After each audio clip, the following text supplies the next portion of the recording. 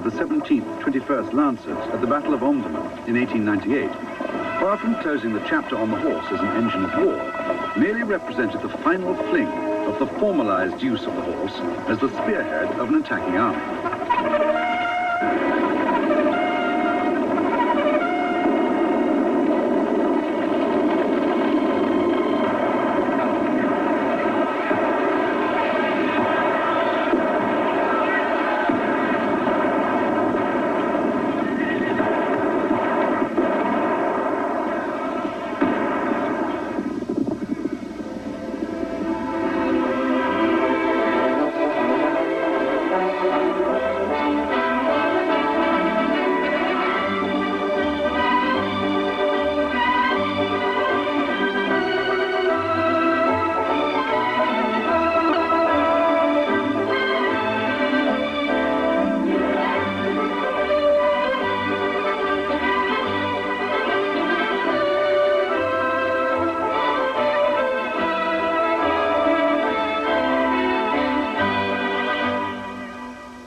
In the South African War, a handful of Dutch farmers, reverting to the hit-and-run tactics of the nomadic warriors, used the horse to such effect that they were able to defy the might of the British Empire for over 3 years.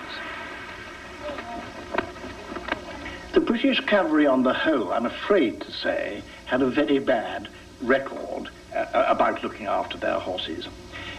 Somebody said quite late in the 19th century that the English cavalry officer spoke more and knew less about his horse than any other in the whole of the continent. The average trooper cared nothing about his horse. It was merely a question of this is a horse which will take me into battle and I don't care whether it's fed or not. Minimum of maintenance. And this was proved even more later on in the Boer War, I'm afraid, where thousands and thousands, 500,000 horses were provided and 350,000 died in that 2.5-year campaign, largely because the average trooper, and indeed, of course, infantrymen then got onto horses, didn't know how to look after them. All the great cavalry countries thought the charge, dashing a great strength and speed into the enemy, was the be-all and end-all of cavalry training, which, of course, it oughtn't to have been, although this continued right up to the First World War, and indeed even surprisingly after. The exact opposite to that was the Boers in the South African War, who never charged except right at the end in despair. Their one idea was to get out of the way the moment anything in the way of a charge came, which infuriated the British cavalry, as you could imagine. But of course the most important thing, which was not considered to be so by most cavalrymen, was the question of reconnaissance, finding out where the enemy was. Horses were the only means of mobility, and they didn't train in that. In fact, in the late 19th century, 80% of all training was devoted towards the charge. Well, I mean, that's ridiculous.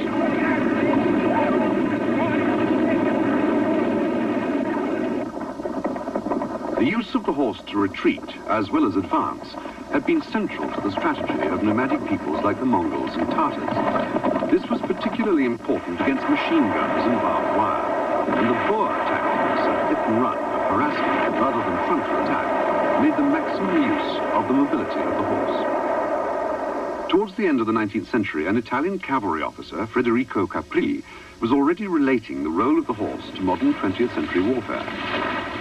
He perceived this role to be that of reconnaissance, of shadowing and harassing the enemy, and of keeping open lines of communication, rather than as a prime striking force. To fulfill these roles, horse and rider would need to be able to get across a country with its large variety of obstacles.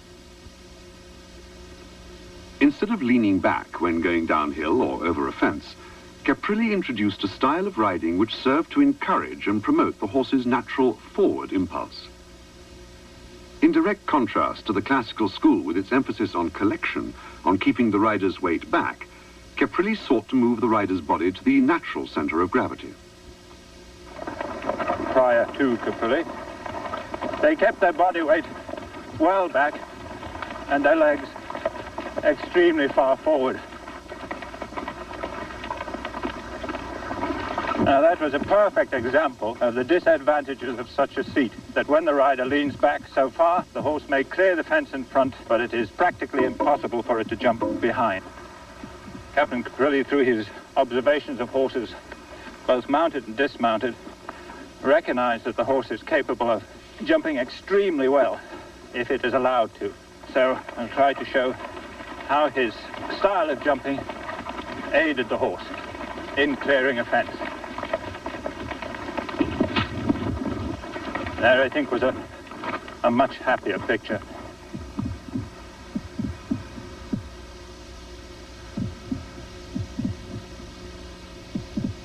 The great revolutionary change that came about in Europe at this time was the concept of the horse going freely forward.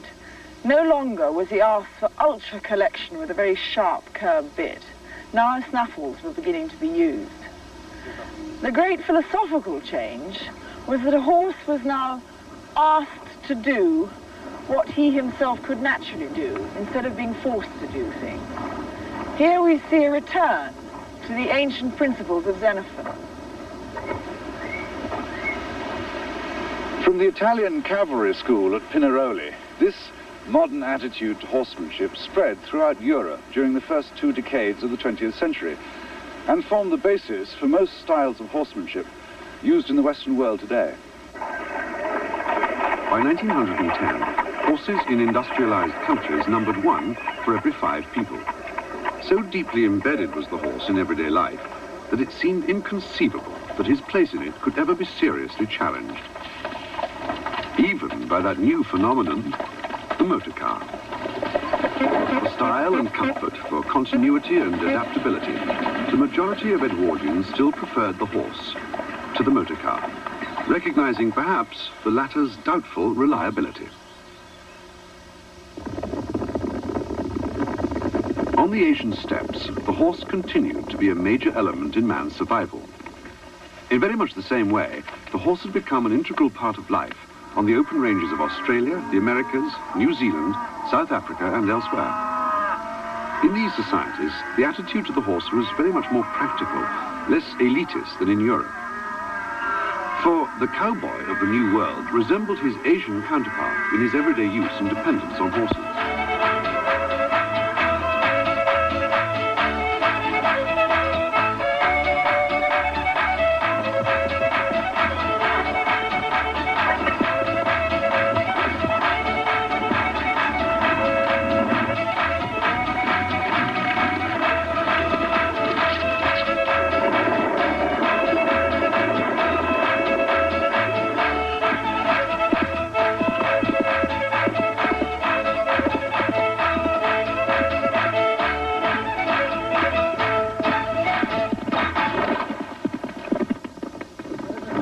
As always, it's upon the breeders that horsemen depend. As of old, this horse provides a constant injection of hot blood as an outcross for many breeds. Whenever breeds need a good infusion of some other blood, it's usually Arabs that they choose. They can do anything as long as it's approached sensibly and they're made to enjoy it. They're very hard to bully into anything, but if it's something they enjoy doing, they play polo on them in India, they jump them in many parts of the world. So I think the prejudices against them are possibly from the way they are in some parts of the world and made to look like pretty playthings, which isn't what they are basically.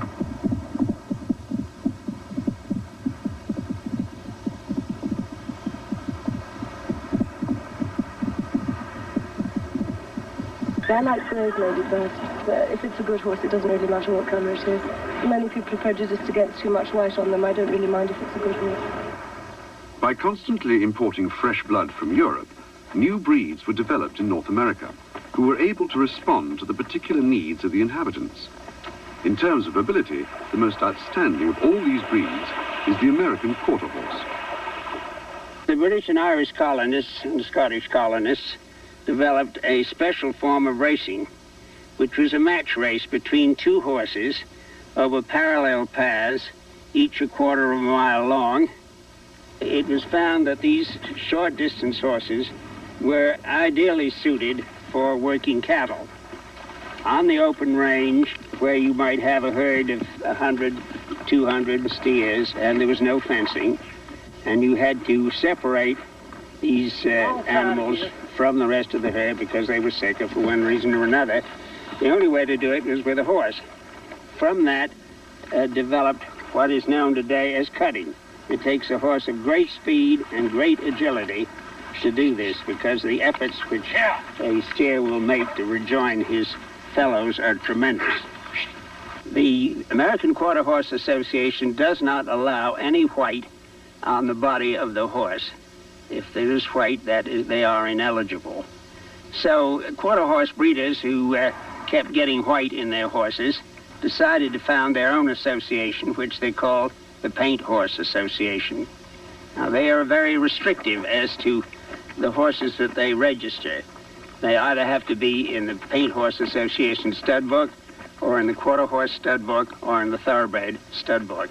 As far as performance is concerned, they're very much like the Quarter Horse. The Pinto Horse Association was founded without any regard for ancestry. This was purely on a color basis. But they're much more heterogeneous than the Paint Horse. Now, the Morgan is, of course, an American breed. It's rather unique in that every horse registered in the Morgan stud book must be descended from the original Justin Morgan, who was foaled in West Springfield, Massachusetts in 1789. He belonged to a tavern keeper who eked out his income by standing horses that belonged to different people. His horse was a horse of great quality, rather chunky, celebrated for his speed in harness and under saddle. This is the American Paint Horse. Of course, Hollywood would have you believe that all Plains Indians were mounted on Appaloosas or Paints or Pintos, whereas in truth, most of the Indians rode solid color horses. Of course, the Plains Indians in their culture did appreciate those things that were colorful, and if they had an opportunity, they would select a loud-colored Paint or a Pinto. Then there's Purse Indians from the Northwest bred selectively the Appaloosa horse and did obtain some very wide-colored horses. Of course, this is the kind of a horse that a great Plains Indian chief would ride into battle.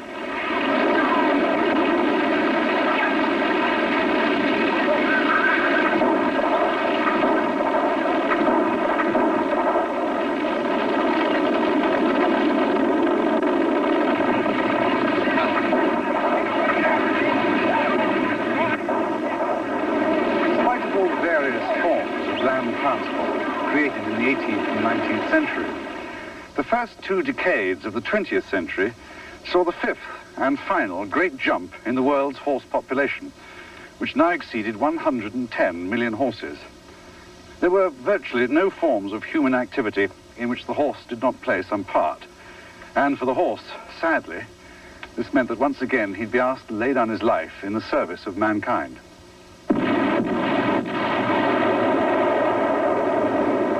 Some understanding of the part played by the horse in the First World War can be measured by the fact that in the first 3 years, the British Army alone bought over 1 million horses for service in Europe.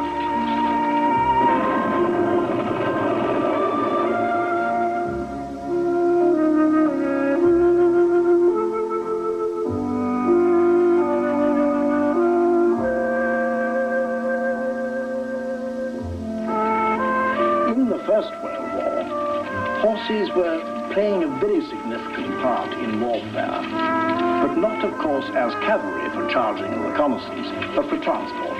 Before lorries and tractors and things like that became universal, they were an absolutely essential part of the whole scheme of warfare. In the Western Front, where it was trench warfare, of course, masses of horses and cavalry were kept behind, waiting for the breakthrough, which never virtually came, and when it did, they weren't much use.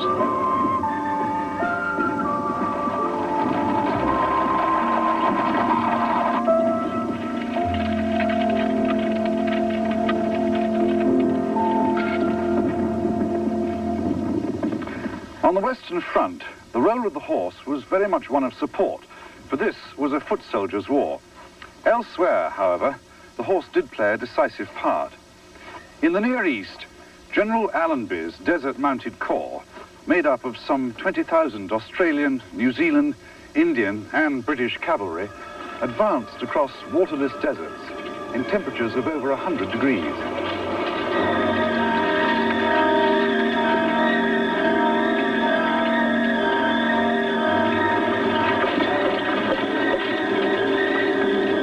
Covering more than 60 miles a day, carrying upwards of 280 pounds, their horses had, on occasion, to exist for over 60 hours without water.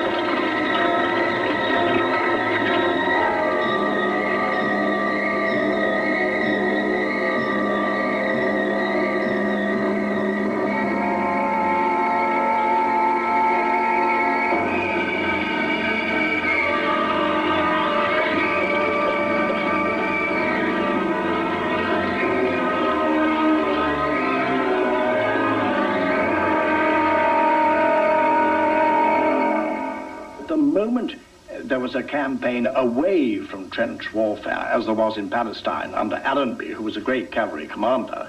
Then they could show their bases very well, and indeed the cavalry charges and the cavalry reconnaissances in Allenby's campaign were of the first class, and that was the biggest number of cavalry the British Army had ever put into battle. Astonishing it was.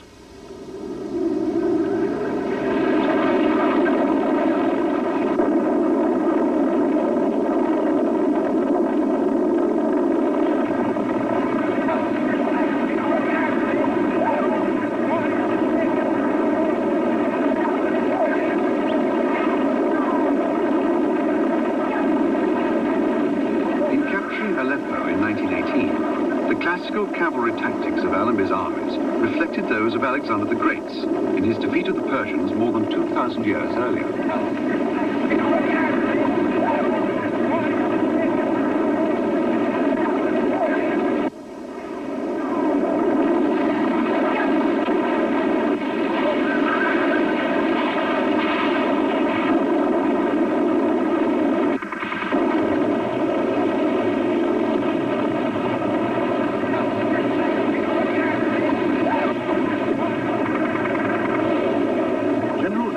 Defeat of the Turks caused the breakup of the Ottoman Empire and the end of the last visible link with the nomadic warrior horsemen of the Asian steppes.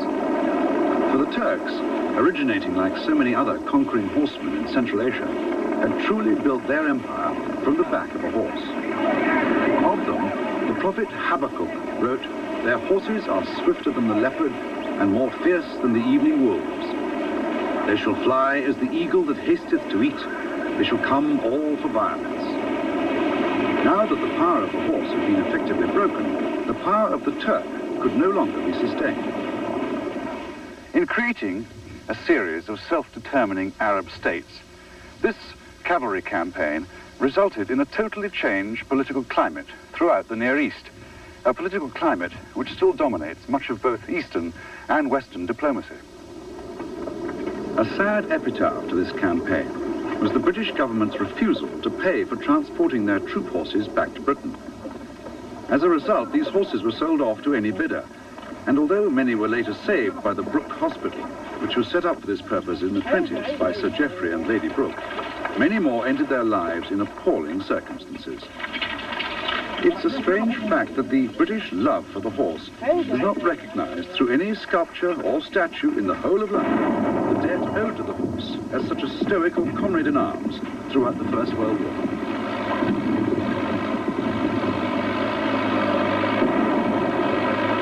The development of armoured vehicles, most notably the tank, meant that at last the striking power of the cavalry could be fully replaced. If not always so reliable as the horse, the tank swung future military strategy back to mobility, back to the fundamental basis for the success of the mounted nomadic warriors.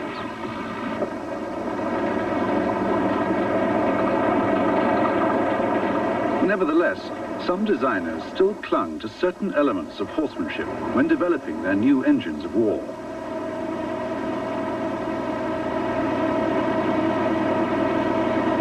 The end of the First World War did not see the end of the horse as a part of our political history. In fact, the horse was to play a major role in what was to be the single most significant political event in the first half of the 20th century, the Russian Revolution.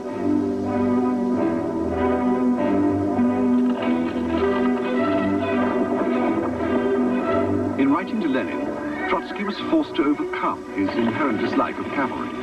For without creating their own red cavalry, he stated, the Bolshevik cause could not prevail.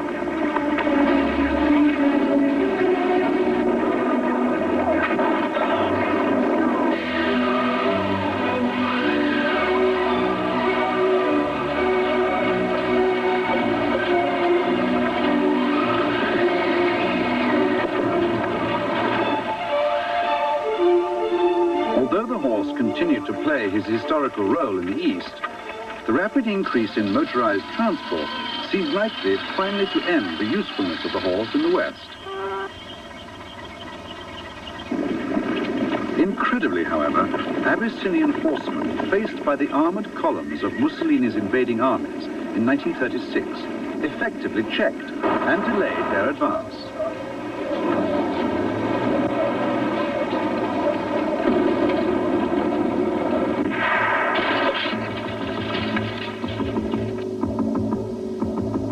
Years later, Polish cavalry rode out against Nazi invaders, feeling it more honorable to die on the back of a spirited horse than supinely to lay down their arms, reflecting once again the true cavalry spirit engendered by the horse. But it was more than true cavalry spirit that caused the horse to be used extensively by both the German and Russian armies in the Second World War.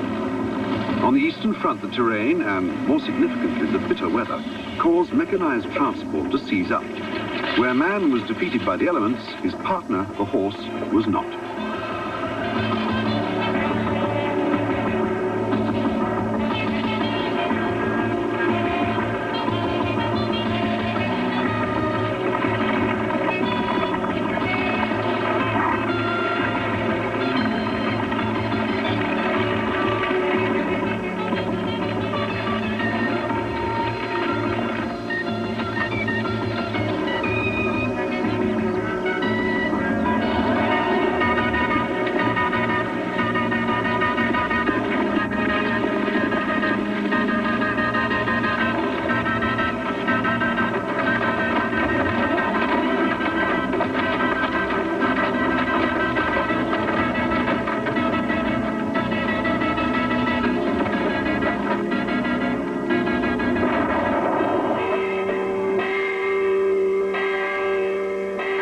In 1945, Marshal Zhukov chose to inform the world of the occupation of Berlin by his advancing Russian armies by releasing this historically symbolic picture of himself as their victorious commander. This war memorial at Sejmir is dedicated to the horses who laid down their lives in 2 world wars. But the end of the Second World War really sounded a death knell for the working horse in general. Although even in 1950 the tractor only supplied 25% of draft power in European agriculture, for general transport in the towns and cities, the motor car and motor lorry rapidly replaced the horse. The demise of the horse in agriculture was due not so much to the introduction of the tractor as to the demise of the horse for draft work in general transport. The interdependence of agriculture and transport had meant that while mares had worked on the farm, their male offspring were absorbed into the economy of cities. When this market collapsed, it became no longer economically viable to breed heavy draft horses. Adapting, as always, to man's changing needs, the horse population changed. Whereas in the northwestern Europe of only 2 decades ago, over 60% of the horses were heavy draft animals, now the figure shows that the light riding horse represents 95% of the world's horse population, a population which now numbers some 64 million. And this is approximately the same number of horses that existed before the Industrial Revolution.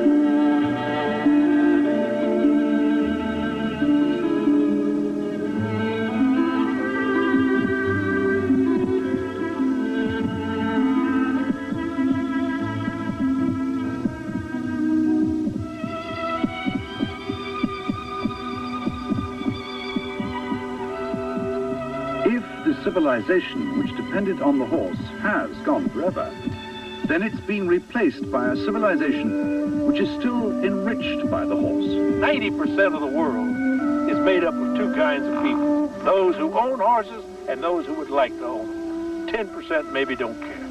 Forever and forever and forever. You can never find a human being as good looking as a horse. Pretty hard to do. Today, many more people have the time and opportunity to enjoy the horse in one form or another.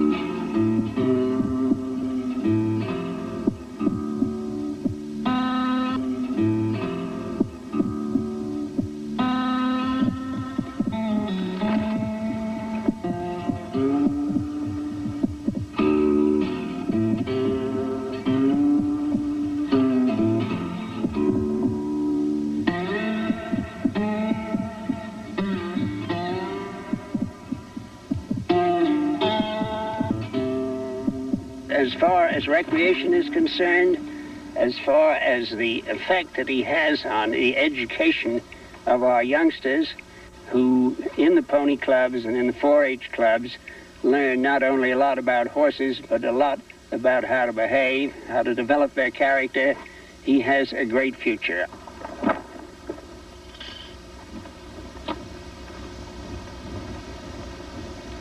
We're going to go out, have a lovely ride. It's a beautiful day. Don't worry about never having ridden before. That's no problem to us. I want you to have a nice ride. Look at the fantastic view.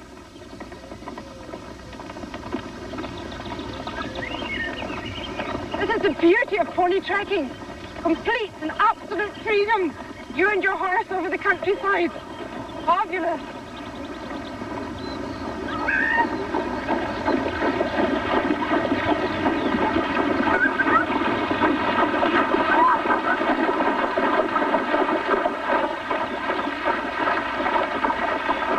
The freedom of movement provided by pony trekking is also the basis for the rapid expansion in riding for the disabled. Here, the empathy between man and horse results in disabled riders being able to develop their abilities and to overcome many of their disabilities. They are normally looking up at people, and when they're on a horse, everything's completely different. They are, for once, taller than everybody else and looking down at somebody else. That's a good feeling.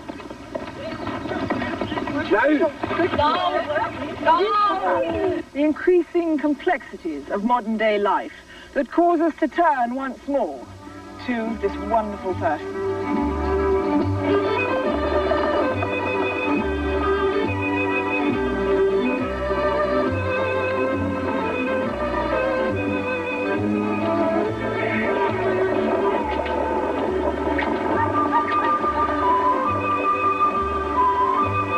Weekends, you can do what we're doing now, go for a drive and see all the things that you've missed when you've driven in your motor car, the wildflowers and seeing over the hedges, which you can do from this height, not in a car. It adds to the quality of life generally.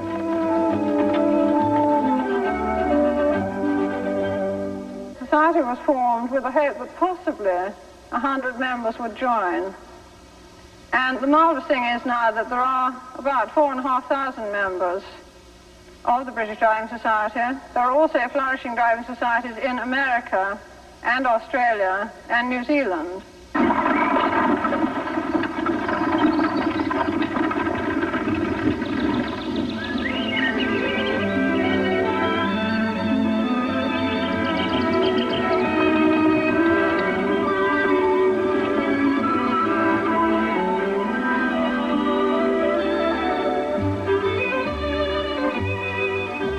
Driving, I'm looking for a horse with dressage abilities, with a good walk, a good trot, a horse that will forgive for the punishment it gets when the wheelers run into the leaders, and a lot of intelligence, understand to go through hazards, to make turns very fast, and responds very fast to very light aids we are giving. So I only have two possibilities of giving an aid to a horse. I can pull my reins in a certain direction, and I can call the horse. I can tell the horse something to do.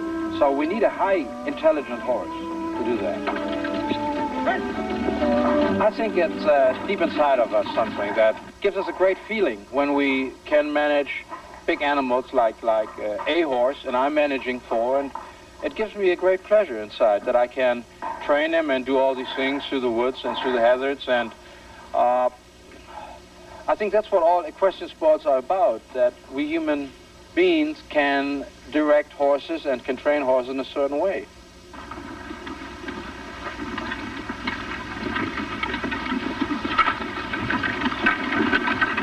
The Combined Driving Group was formed in 1970, and that is going strong. And the nice thing about driving is that anybody who's got a pony in a field can get it broken to harness and get a little vehicle, set of harness, put it in, and the whole family can go out and have a marvelous time. I enjoy driving because it's a lovely way of getting around and about. It's a very sociable way of sort of going through the town or to run with other people. And it's a lovely way a different way of taking the children off for picnics. Stop it! Well, this pony I bought 4 years ago. I'm going to sell him quite quickly, too, by the looks of it, to walk on. But I think it's catching on because I think it's becoming more available to people now. It's not so expensive, and people don't think it's a kind of smart sport. Polo started in Persia, earliest time of man, I would think.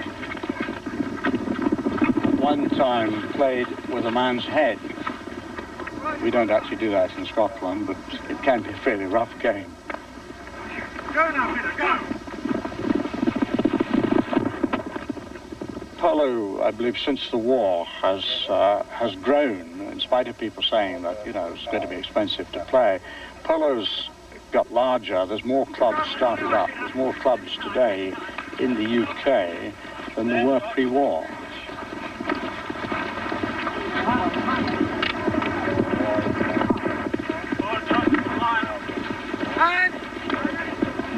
When the horse began to lose his place as a commercial entity, no one realized that he would regain his place as a piece of our culture and as an indispensable item in the daily lives of so many people.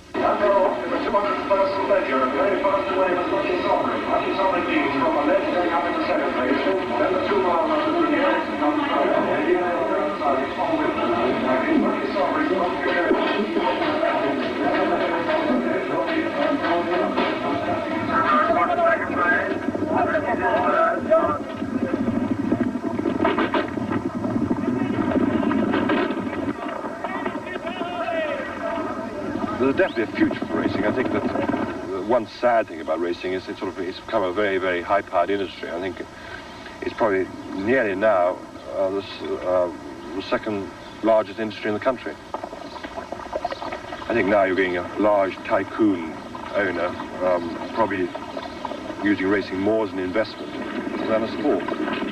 An awful lot of them, I'm afraid, they sort of, it's awful to say, but they probably treat the animal rather as a sort of machine or a social step or something of that nature, rather than understanding something that is not always fitting well and doesn't have to run when they want it to run because they got a box of royal ascot.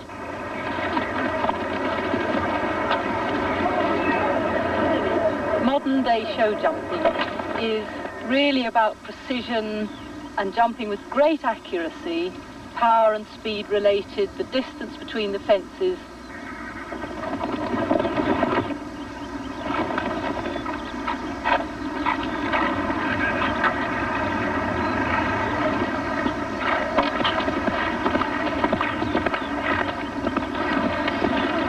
The course is designed to test the ability of the rider to put together his or her horse to absolute precision on the moment. The puissance is the ultimate test of courage in the horse to jump one enormous obstacle.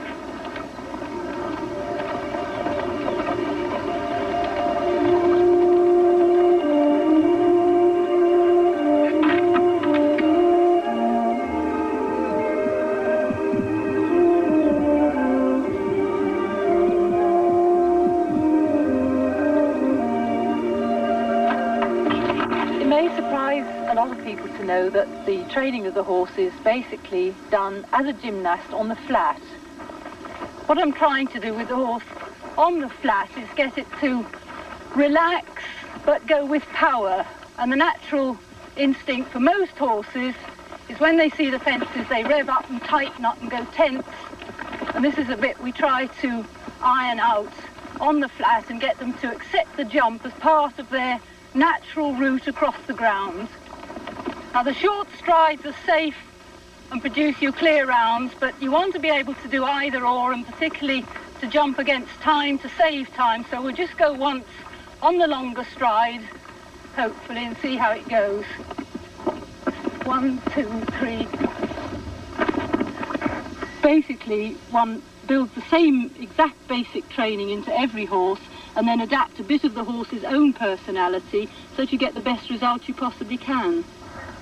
What I'm looking for is the basic position of these students, that they are all sitting in the center of their saddle, that their shoulders are in line with their hips, and that their toe is in line with their knee, and their heel in line with their hip, that their horses are moving nice and smoothly forward, and that they are not restricting them in any way. When they're doing a sitting trot, I want to see that their upper body is nice and supple and soft and going with the horse. At the same time, they're keeping a nice even contact on the horse's mouth, and their lower leg is against their horse's side so that they have their horse between their leg and their hand. And all this is probably falling on deaf ears. Just seeing them trot around like this, it's very hard to assess their talent and their temperament. And that really, their temperament will only come out under stress and in competition. When they come to jump, I want them to take the weight out of the saddle, and I want to get their shoulders in front of their hips. To be a competitive rider, they must have what we call the killer instinct. In other words, they must go out to win. But at the same time, they must be very calm about it and very cool. That's very nice. The classical movements developed by Xenophon and Grisoni, Newcastle and Pluvinel, form the basis for one of the fastest growing areas of modern horsemanship. For dressage today is simply an extension of the fundamental movements which have contributed so much to the education of both horse and rider.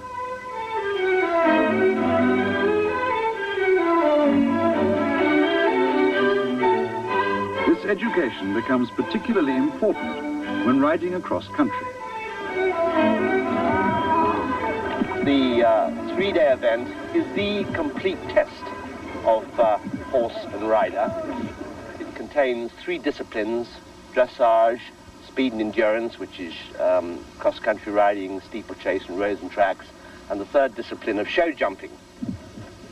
A classic example of this is, for instance, riding across country at Badminton in England, when you have the rider-horse confidence. That's what makes the sport a three-day event. In the East, just as much as in the West, the desire to preserve the ancient partnership with the horse survives today. These particular skills, born in the Asian steppes, embody the age-old challenge of horse and man.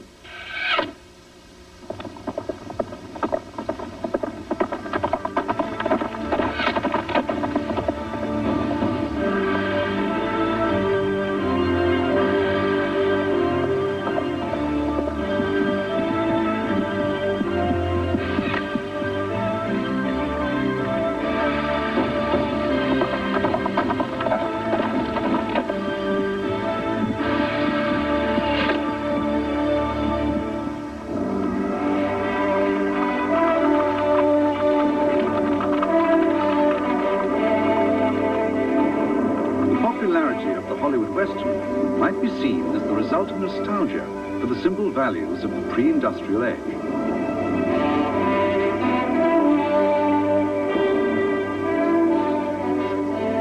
Romanticized tales of the Wild West, with horse stars like Trigger, Silver and Champion, certainly kept the recent history of the horse alive on cinema and TV screens throughout the world, and were the embodiment of the romantic notion of man and horse.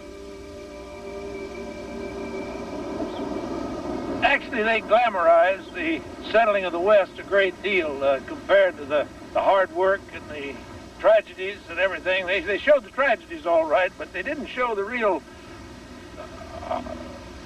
bitterness of the hardness that it was to get the things done.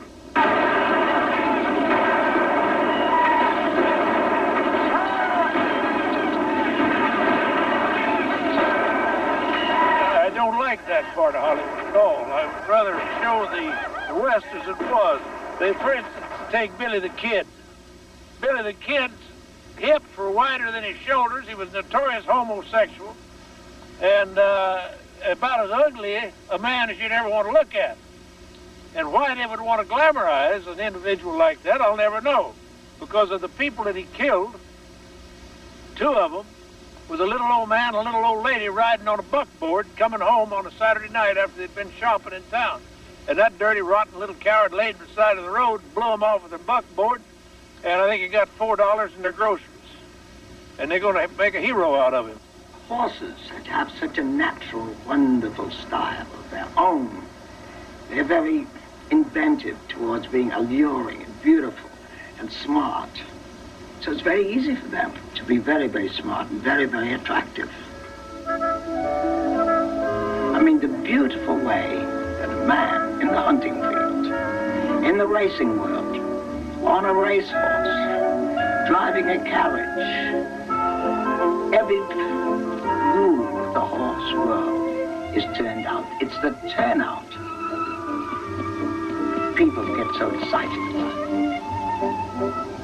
So I think that they are pulled towards wonderful material, wonderful tailoring, beautiful adjustment of lapels, of shoulder, of armor, of jacket, of this.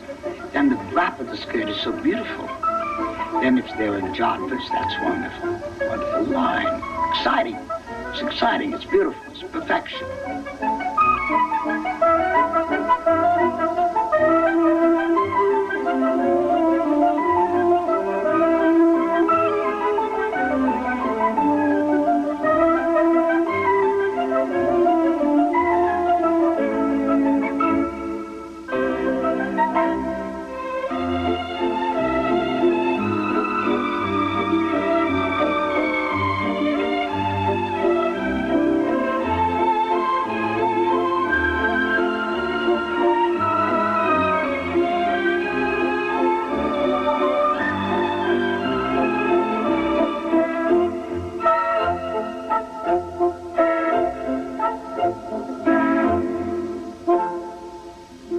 In certain parts of the world, fashions never change.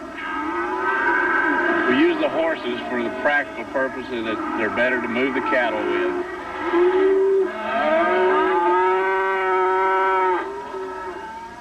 A lot of people in the past couple of years have tried to use them with the three-wheeler machines and things. The horses are better able to go in the pens and get the cattle out.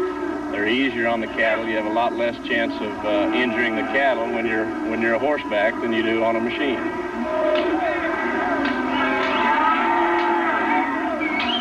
We use horses extensively, not actually to sort of pull a plough, but we use horses for cattle drafting. And that means shifting large numbers of cattle to different fields, bringing in animals which are either sick or taking cows and calves out of our herd. We've always found that a lot of use for our horses. Come on in, come on in. A lot of people went back to cars and tractors and different things. The horses, they'll be here from now on. They got to be. They're here from now on. You can't do without them. If I had to swap either one of my wife or a horse off, my wife probably have to go. A lot of people go on would think that the horse can't play an economic part in farming today. But I think when you use leaner, big teams, such as this one, that can plough 4 or 5 acres a day, and other work in comparison, then you can make a lot of sense out of using horses on the land again. The 4 heavy horse breed societies in this country believe that there is a future for the heavy horse.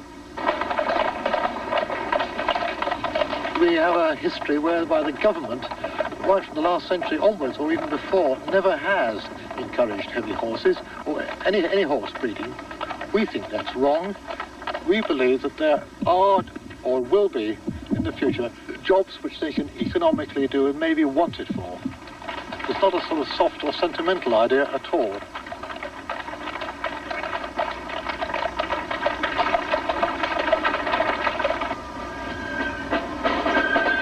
The annual ceremony of the common riding in Scottish border towns captures the very essence of the role of the horse today. Here, more and more people are able to take part, enjoying the horse in the modern sense while acknowledging his partnership with man as a part of our history.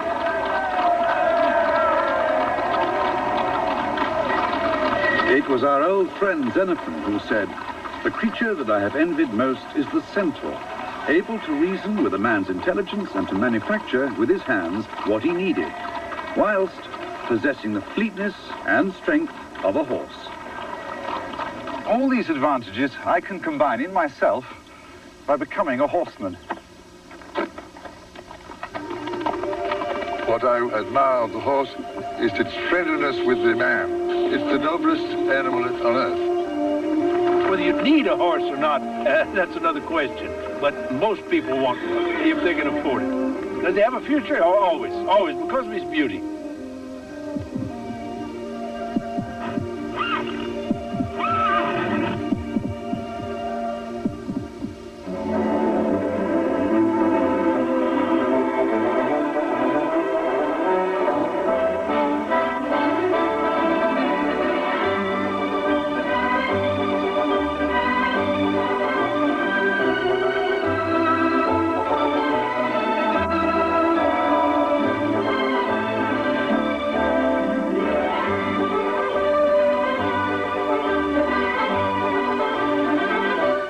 Tonight, we're going to go to jokes via holograms all the way from horses.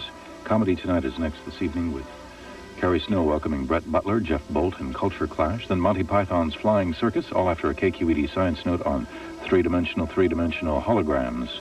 Tomorrow evening, Adventure shows us the myth behind the men, the story of the real Crocodile Dundee. Tomorrow night at 8.